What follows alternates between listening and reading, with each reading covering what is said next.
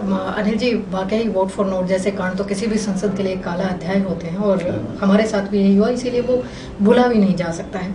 But क्या ये लगाया जा सकता है कि आने वाली कोई भी गवर्नमेंट हो, क्या वो इस तरह की चीजों से दूर रह पाएगी? देखो, जिस प्रकार से आज जनता जागृत हो रही है और जिस प्रकार से ये सारे मुद्दे अलग अलग मंचों द्वारा उठाए जा रहे हैं और जिस प्रकार से एक सख्त कानून भ्रष्टाचार को रोकने के लिए देश में लाने का प्रयास किया जा रहा है, अब उसको सरकार कितनी गंभीर है उसके बारे में तो मैं कुछ नहीं कह सकता, क्योंकि अभी तक सरकार की तरफ से ऐसा कोई संदेश नहीं आ रहा है कि सरकार इसको वाकई करना चाहती है, लेकिन दबाव पड़ रहा है उसमें। चाहे अन्ना हजारे ने आज तीसरे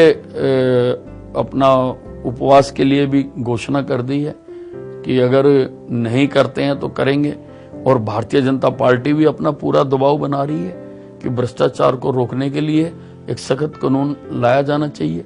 तो इन सारी बातों से मैं मानता हूं कि सब कुछ नहीं रुकेगा, लेकिन यह भी कम नहीं है कि इस सबसे जो ठहरा हुआ पानी था उसमें हलचल पैदा हुई है। जो लोगों की जबानों पर लगे हुए ताले थे वो ताले टूटे हैं, तो एक शुरुआत हुई है और हमें इसका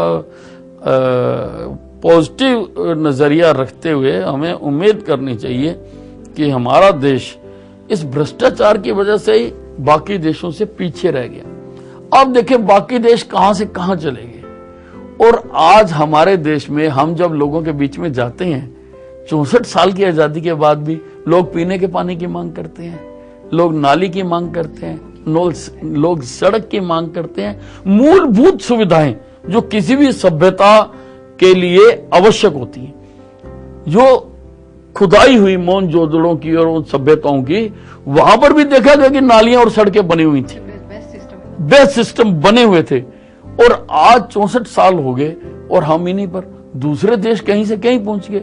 और इन सारों का कारण है भ्रष्टाचार है, गंदी राजनीति है, इन सारों का ये कारण है। और आज देश में आवाज उठ रही है, जब आवाज उठती है तो उसका असर जरूर होता है और हमें उम्मीद करनी चाहिए कि ये सब चीजें आगे जाकर रुकेंगी। अनिल जी, अभी हाल ही में एक अमेरिकन मैगजीन ने सर्वे किया था कि 2014 जो इलेक्शन होगा 2014 वाला, वो राहुल वर्सेस नरेंद्र मोदी हो सकता है। तो आपकी पार्टी इसके कंसर्न में क्या कह रही है? नहीं, हमारी पार्टी में जो नेताओं की, काबिल नेताओं की कोई कमी नहीं है। बहुत नेता हैं हमारी पार्टी में, और अभी नितिन गडकरी जी जो हमारे राष्ट्रीय अध्यक्ष हैं, उन्होंने खुद 5-6 नाम गिनवाए हैं कि इनमें से कोई भी आदमी प्रधानमंत्री हो सकता है। उसमें नरेंद्र मोदी भी हो सकते हैं, बाकी और नाम हैं वो भी उन्होंने नाम लिए हैं। अडवाणी जी का नाम लिया है, सुषमा जी का नाम लिया है, अरुण जेटली जी का नाम लिया उन्होंने, मुरली मनोहर जोशी जी का नाम लिया है। Their galaxy of leaders. Bharatiya Janata party में तो लीडर्स की कमी नहीं है। कांग्रेस पार्टी में तो परिवारवाद है, उसमें तो कोई आदमी दूसरा सोच भी नहीं सकता। आज अगर कोई सर्वे भी किया जाए और कांग्रेस के किसी वर्कर से या नेता से आगे पूछा जाए तो उसकी हिम्मत नहीं है कि वो नेहरू गांधी परिवार के सिवा किसी और का नाम ले सके। लेकिन भारतीय जनता पार्टी एक प्रजातांत्रिक पार्टी है, इसमें तो कोई जमीन से उठ के भी प्रधानमंत्री बन सकता है, किसी को भी बनाया जा सकता है। तो ऐसा मैं नहीं मानता हूं, और जब समय आएगा भारतीय जनता पार्टी अपने प्रधानमंत्री पद का उस वक्त अनाउंस करेगी। अनिल जी, भारतीय जनता पार्टी में एक खास बात जरूर है कि जो गैलेक्सी ऑफ लीडर्स इनके पास है वो एक से बढ़कर एक वक्ता भी है, बहुत बेहतरीन वक्ता है। उसके बावजूद क्या रीजन रहा कि भारतीय जनता पार्टी को जन चेतना जैसी एक यात्रा करनी पड़े, या दोबारा से जनता के अंदर एक जागरूकता पैदा करनी पड़ रही है? ये तो बार बार करनी पड़ती है। जनता कई बार ये सोचती है कि हमने अपनी वोट डाल दी और हमारा काम समाप्त हो गया। परंतु प्रजातंत्र में ऐसा नहीं होता। प्रजातंत्र में जो मुद्दे होते हैं उनको बार बार जनता के बीच में लेकर जाना पड़ता है और अपनी बात को कहना पड़ता है। ये प्रजातंत्र की प्रक्रिया है और उसी के तहत अब एक जिम्मेदार विपक्ष के नाते भी हमारा धर्म भी बनता है, हमारा फर्ज भी बनता है कि हम जनता को जो देश हित के मुद्दे हैं उनके लिए हम उनको अवगत कराएं। उसी के तहत ये यात्राएं की जाती हैं। ये यात्रा, इसको नाम दिया जाता है, वास्तव में तो ये लोगों में जन चेतना के लिए अभियान चलाया जा रहा है उस प्रकार से सारे देश में, ताकि उसको टच किया जा सके। अनिल जी, 90 के दशक के बाद एक तरह से भारत में कोलिशन गवर्नमेंट का एक दौर चल पड़ा है, तो एक स्वस्थ लोकतंत्र के लिए अकॉर्डिंग टू ये कितना सही है? नहीं, इससे कोई ज्यादा असर नहीं पड़ता। जैसा मैंने पहले कहा है कि अगर स्टफ ठीक है, अगर जो चुनकर लोग आ रहे हैं वो ठीक है, उनकी दशा और दिशा ठीक है, तो फिर चाहे एकल पार्टी का राज हो चाहे कोलिशन का राज हो, उससे कोई अंतर नहीं पड़ता है। इसलिए ही जैसा इस यात्रा में भी कि स्वच्छ राजनीति के लिए इस पर जोर दिया जा रहा है, एम्फेसिस दिया जा रहा है।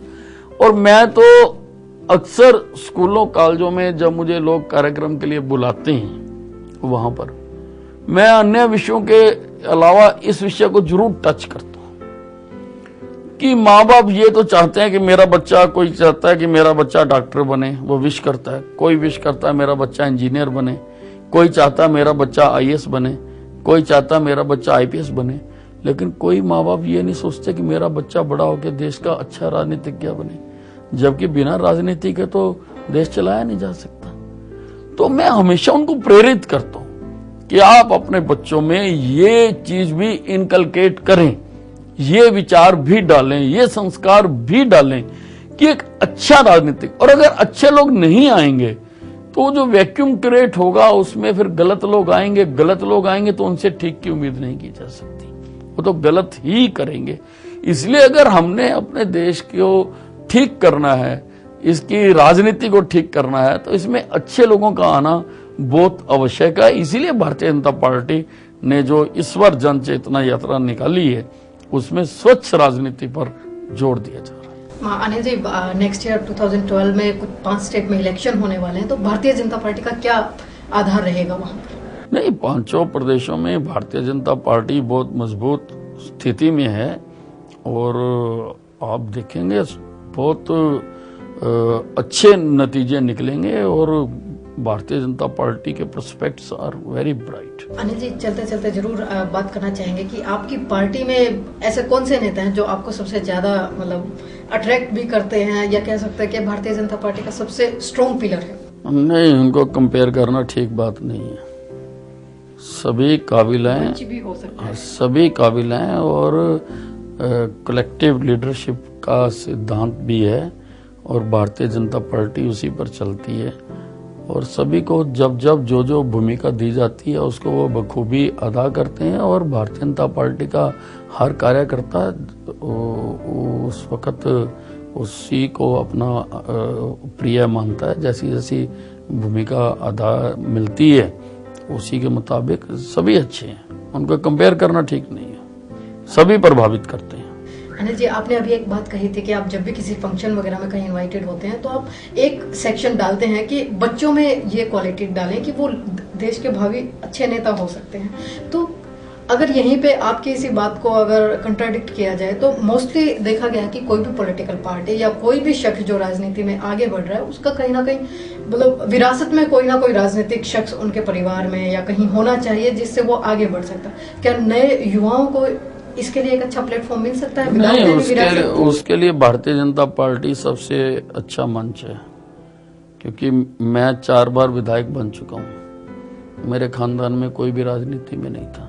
ऐसे अनेकों उदाहरण हैं पार्टी में जिनमें एक पोस्टर लगाने वाले से लेके शुरू करके राजनीति, मैं खुद पोस्टर लगाता रहा शुरू में, कार्यकर्ता एज ए वर्कर मैं खुद भी लगाता रहा और भारतीय जनता पार्टी में कोई भी आदमी एक साधारण कार्यकर्ता से लेके हाईएस्ट पोस्ट तक जा सकता है। मैं दूसरी पार्टियों की बात नहीं करता हूँ, क्योंकि सारी पार्टियां है भी नहीं, कुछ तो कुनबे हैं, तो उनमें तो सोचा भी नहीं जा सकता। लेकिन भारतीय जनता पार्टी ये मंच है और युवाओं के लिए तो सबसे बेहतरीन मंच है। हमारे पल दो पल में आज थे हमारे खास मेहमान भारतीय जनता पार्टी के विधायक दल के नेता अनिल विज जी। अनिल जी, आपने हमारे शो में वक्त दिया, उसके लिए आपके हम धन्यवादी हैं। तो ये थे हमारे आज के खास मेहमान। अगले हफ्ते इसी दिन इसी समय मुलाकात करवाएंगे एक और नई हस्ती से। तब तक के लिए हमें दीजिए इजाजत। नमस्कार। हमारे इस वीकली प्रोग्राम में हर हफ्ते हम आपकी मुलाकात करवाते हैं कुछ जानी मानी हस्तियों से। आपको जमीन चाहिए तो इतना आपका पैसा बनता है, आप इस भाव से सरकार आपको जमीन दे देगी। में बने हुए लोगों ने जो पैसा सरकारी कोष में जाना चाहिए था, वैसा सिस्टम बना दिया कि वो इनकी अपनी जेब में जा रहा है। मैं समझता हूँ कि मेरा उद्देश्य केवल एक ही है कि हमारा जो हरियाणा है वो तरक्की करे। तो मुझे एक पीड़ा बहुत सताती है, ये कि मैं अपने बच्चों की पार्ट ऑफ ग्रोइंग अप नहीं। ये उनकी सोच है जो क्रिकेट एडमिनिस्ट्रेटर हैं, जो क्रिकेट को संभाल रहे हैं। शायद उनकी सोच हमारी सोच से अलग है। चैलेंजेस आते हैं बिजनेस में, बहुत बड़े बड़े चैलेंजेस आते हैं, बड़े बड़े सेटबैक्स भी मिलते हैं। अगले हफ्ते पल दो पल में इसी समय इसी वक्त मुलाकात करेंगे एक और नई हस्ती से।